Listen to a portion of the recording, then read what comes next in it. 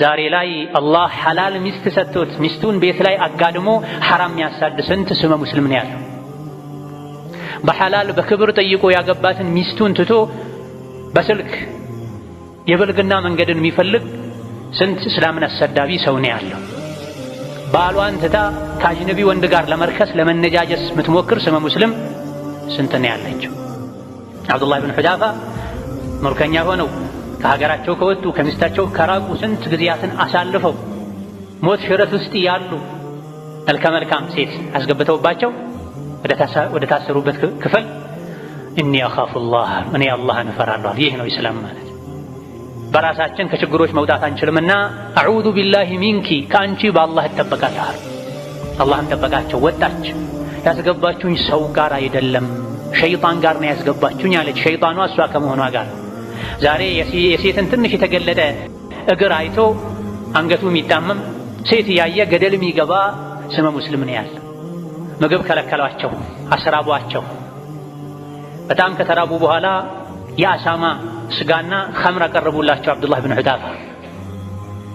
ከ3 ቀን በኋላ ወዳሉበት ሲገባ አንገታቸው ተዘንብሎ ደክመው አንገታቸውን መሸከሙን አቅቷቸው አዩአቸው። አምጡት ብሎ አዘዘ ንጉሡ። አብዱላህ ብን ሁዳፋን ወሰዱለት። ለምን አልበላህም?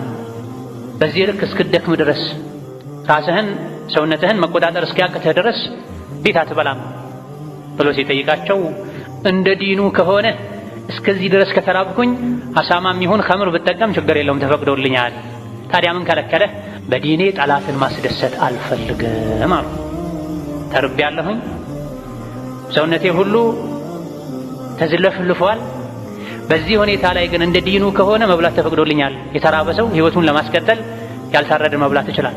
አሳማም ቢሆን ቀምሶ ህይወቱን ማስቀጠል ይችላል። ኸምርም ቢሆን ጠጥቶ እስትንፋሱን ማስቀጠል ይችላል። ነገር ግን ምንድነው የከለከላቸው? በዲኔ ጠላትን ማስደሰት አልፈልግም። አንተ እኔን ማሸነፍ ነው የምትፈልገው፣ የሙሐመድን ተከታዮች አምጡ ነው ያልከው የሚባለው እውነት ነው ወይስ ውሸት ነው? ወሬ ብቻ ነው የሚለውን ልታጣራ ስለሆነ ያስጠራኸኝ ቢማዕና ከላሚ እኔ ጠላትን በዲኔ ማስደሰት አልፈልግም አሉ። ስመ አብዱላሆች ስመ ሙሐመዶች በዘመናችን የስብርባሪ ሳንቲም ብለው ለዝና ብለው አዲስ በመጣው የስንቱን ጸባይ ያበላሸ ባለው ሶሻል ሚዲያ ተከታይ ለማፍራት ብለው ሳንቲም ለመሰብሰብ ብለው የተሸከሙት ስም ትልቅ ሆኖ ሳለ ግን መርሃቸውን ዲናቸውን አኽላቃቸውን በገንዘብ የሚለውጡ ዲንን የሚያሰድቡ የታሉ? ከዚህ ታሪክ ከእንደዚህ አይነት አርአያዎቻችን አቋም አንፃር የት ነው ያሉት? ስራቸው፣ ተግባራቸው፣ ሐያታቸው የት ነው የሚመደው? የሙስሊም ስራ ነው የካፍር ስራ? መብላት እችላለሁኝ እንደ ዲኑ ግን ያልበላሁት በዲኔ ጠላትን ማስደሰት ስለማልፈልግ ነው። እኚህ ናቸው አርአያችን ሊሆኑ የሚገቡት። ይሄኔ ንጉሡ ግብረአበሮቹ መሸነፋቸውን መረታታቸውን ካረጋገጡ በኋላ መቼም እንደማያዋርዱት እንደማያሳንሱት አቋሙን እንደማያስቀይሩ ካመኑ በኋላ ግንባሬን ከሳምክ ነፃ ወጣሃለሁ አላቸው። አብዱላህ ብን ሁዳፋ ቆም ብሎ አሰቡ። ይሄን የዲን ጠላት ግንባር ልሳም ወይስ ይቅርብኛል? አደርጋለሁ ግን እኔም ብቻ ሳይሆን ጠቅላላ በዚህ ጦርነት የተማረኩ ሙስሊም ምርኮኞችን ሙሉ ነፃ የምታወጣ ከሆነ ግንባርህን እስማለሁ፣ ያለበዚያ ግን አላደርገውም አሉ። እሺ ያደርጋለሁ አላቸው። የንጉሡን ግንባር ሳሙ። በዚህ ጥናታቸው በዚህ ጀግንነታቸው ሙሉ እስረኛ ምርኮኛ ሙስሊሞችን ነፃ አስወጥተው አስከትለው ወደ ዑመር ሄዱ። መዲና ደረሱ። ለዑመር ነገሯቸው። ዑመር በሰሙት ነገር ተደነቁ። ምን አሉ? እያንዳንዱ ሙስሊም ተነስቶ የአብዱላህ ብን ሁዳፋን ግንባር የመሳም ግዴታ አለበት አሉ።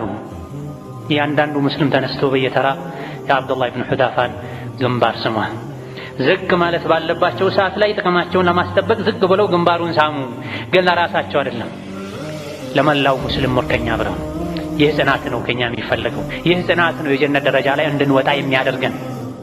ዝቅ ብሎ ሳር ከመጋጥ ውጪ ምንም ዓላማ ግብ እንደሌለው እንስሳ ስሜትን እየተከተልን ለሆዳችን ብቻ እየተጨነቀን ዲናችን ልናበላሽ አኼራችን ልናበላሽ አይገባም።